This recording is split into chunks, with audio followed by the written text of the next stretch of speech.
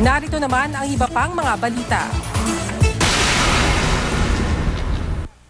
Nang dahil sa ninakaw na tsinelas, nauwi sa rambol ang dalawang grupo ng kalalakihan sa Barangay Leon Garcia sa Davao City.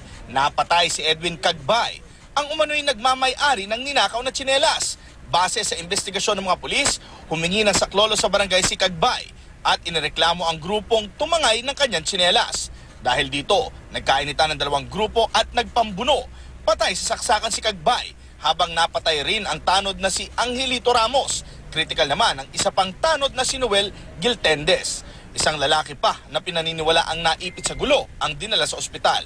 Patuloy naman ang investigasyon ng mga pulis sa insidente. Sa Cabanatuan City, Nueva Ecija, natimbog ang 3 tulak umano ng droga sa isang bypass operation noong Lunes.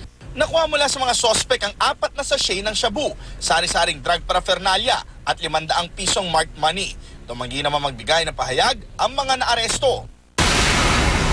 Nagdulot naman ng abala sa pantalan ng Zamboanga City ang isang tanker na nahulog sa pier. Base sa investigasyon ng mga otoridad, dumating sa pier ang tanker para mag-deliver ng krudo.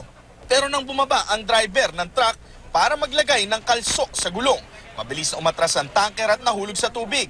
Naantala tuloy ang biyahe ng ilang ferry dahil sa nadisgrasyang tanker. Naglagay naman ng oil spill boom ang mga otoridad para hindi kumalat ang kargang krudo ng tanker. Jay Sabale, GMA News.